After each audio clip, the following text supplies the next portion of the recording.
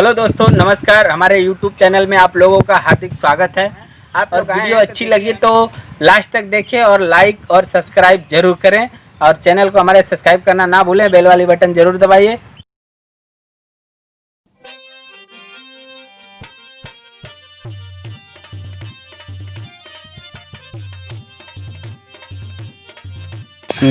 तो सैयदपुर वाला पुल बड़ाया लपिया, दूर से देखा लपिया ना। सैयदपुर वाला पुल बड़ाया लपिया, दूर से देखा लपिया ना।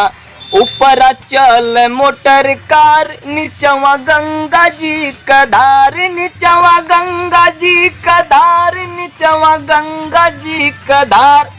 बगल में बम भोला का मंदिर सोहाला पिया, दूर से देखा पिया ना।